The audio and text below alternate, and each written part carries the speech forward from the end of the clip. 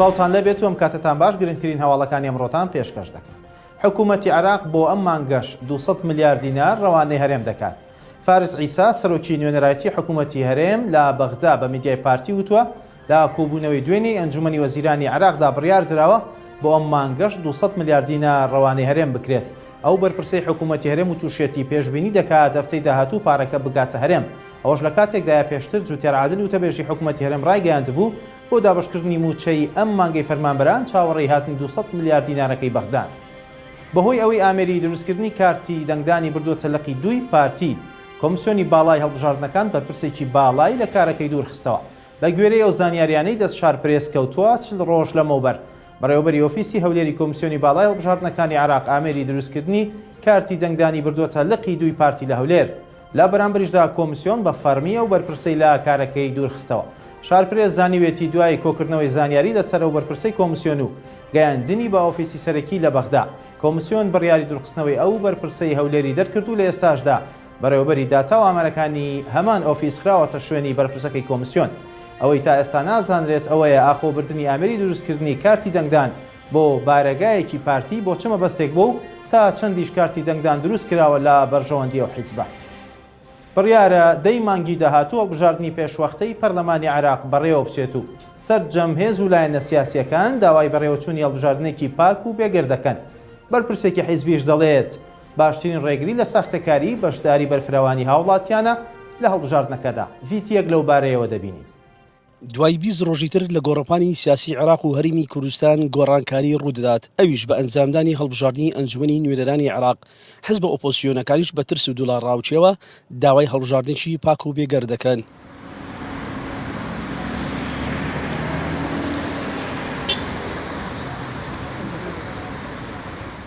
لە هەڵبژاردنەکانی ڕابردوو حزبە بچووکەکان و ئۆپۆزیسیۆن هەمیشە گلەی و ڕخنیان هەبوو کە ساختەکاری و دەستکاری دنگەکان دەکرێت. بەرپرسی مەکتەبی هەڵبژاردننی یەکگرتووی ئیسلامی کوردستان ڕای دەگەرێت کە بەهۆی یاسای نوێی هەڵبژاردن و سیستەمی دەنگدان ئەم جارە ساختەکاری قورسە بۆ ئەو لایەنانەی کە پێشتر ئەنجامیان دەدا، ئەویش بەهۆی بوونی سیستەمی بازنەیی. هەڵبژاردن دەبێت بە یاسا بە سیستم بە دەستگای سەرپەرشتیار یعنی کە کۆمیسیۆنە هەوڵدن خوڕقات کەم بکەنەوە، بەڵام لە هەمووی گرنگتر ئەوەیە ئێمە دەنگدەر هۆشیارکەینەوە کە بەشداری دەنگدەر گەورەترین گرێنتیە کە هێزە سیاسیەکان نەتوانن خوڕقات بکەن. بۆ هەڵبژاردننی ئەنجومەنی نوێنەرانی عێراق لە 83 بازنەدا 25 میلیۆن و 139,375 کەس لە سەرتاسەری عێراق بە هەرێمی کوردستانەوە مافی دەنگدانیان هەیە. بەرپرسی مەکتەبی هەڵبژاردننی کۆمەڵی دادگەری دەڵێت ڕاستە کۆمیسیۆن دڵنیایی پێداوین لەوەی ڕێگر دەبن لە ساختەکاری، بەڵام بەشداریکردنی بەرفراوانی دەنگدەران باشترین ڕێگریە.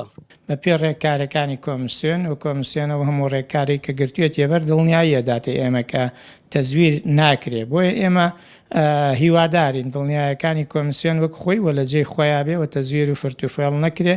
گەورەترین تەزویر ئەوەیە کە خەڵک بەشداری نەکاوە، خەڵک پرۆسی هەڵبژاردن بایکۆتکا. بەڵێ بۆیە هەمیشە ڕامانگەیاندووە باشترین ڕێگری لە تەزویر بەشداری بەرفراوانی هاوڵاتیانە لە پرۆسی هەڵبژاردن. بۆ ئەم هەڵبژاردنە دەنگدەرانی نوێ واتە لەدایک بووی ساڵی 2001 2002 2003 ژمارەیان 988,345 کەسن. دەنگدەرانی تایبەتیش 1,075,727 کەس دەبن. ڕێخەری ژووری هەڵبژاردننی هەولێری بزنەوەی گۆڕان دەڵێت ئێمە لە حکوومەت بینیان لە دەروی حکوومەت هەمیشە لەگەڵ هەڵبژاردنێکی پاچی نیشتیمانی بەبێ دەستوەردان و ساختەکارین. بۆیە بەو هیوایە چاوەڕێ دەکەین دەنگدەران بەرەو سندوقەکانی دەنگدان بچن. بەڵێ وەکو ژووری هەڵبژاردننی گۆڕان یاخود با بڵێن چ لاگە لە حکوومەت دابین یاخود چ لە دەروی حکوومەت دابین، ئێمە هەر لەگەڵ ئەوەی کەەوە هەڵبژاردنێک بکرێ نەزیهبی پاکبی یاری بە دەرەنجامەکانی نەکرێ لە بۆ هەڵبژاردننی ئەو جارش بەپێی قسەی نەتەوەی گرتووەکان و بەپێی قسەی لژنەی فەنی کە هەوڵ دراوە زۆرترین ڕێگری بکرێت لە مەسالی تەزویری پێشمان وە بەشی هەرە زۆری ئەم قسانە ڕاستە. بۆیە داوا لە خەڵکەکەین بەگەرم و گۆڕی بستنە سەر سندوقەکانی دەنگدان و بەرداری پرۆسی هەڵبژاردن بکەن. لەم هەڵبژاردنە 120,126 ئاوارە مافی دەنگدانیان هەیە. یاسای نوێی هەڵبژاردننی ئەنجومەنی نوێنەرانی عێراق بە یاسای ژمارەنەوەی ساڵی 2020 ڕیزبەند کراوە و جێگرەوەی ئەو یاسایە کە لە ساڵی 2005 لە ئەنجومەنی نوێنەرانی عێراق دەرچوو بوو. هەژارن وەرشار پرێس، هەولێر.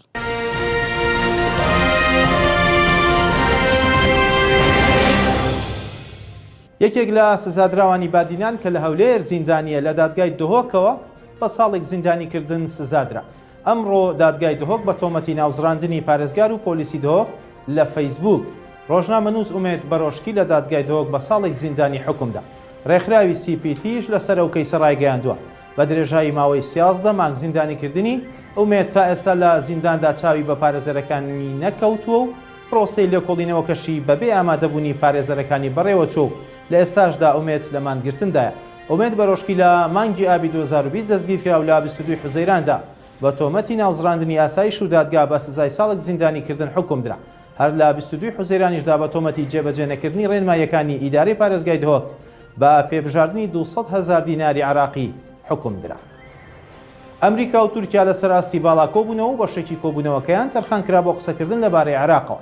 ئیبراهیم کاڵن وتەبێژی سەرۆکایەتی کۆماری تورکیا لەگەڵ جەیک سولیڤان ڕاوێژکاری ئاسایشی نیشتیمانی ئەمریکا کۆبووە و دوایین پەرسەندنەکانی ناوچەکەیان تاوتوێ کرد. لەو کۆبوونەوەیەدا جگە لە پرسی کۆرۆنا دوایین پەرسەندنەکانی عراق و سووریا و ڕۆژهەڵاتی ناوەڕاست تاوتوێ کرا و جەخت کراوەتەوە لە بەردەوامی پەیوەندەکانی واشنگتن و ئەنکەرا. هاوکات هەردوو وڵات بە پێویستیان زانیوە ئاستی وەبەرهێنان لە نێوانیاندا بگەینە 100 ملیار دۆلاری ساڵانە. خواتان لەگەڵ.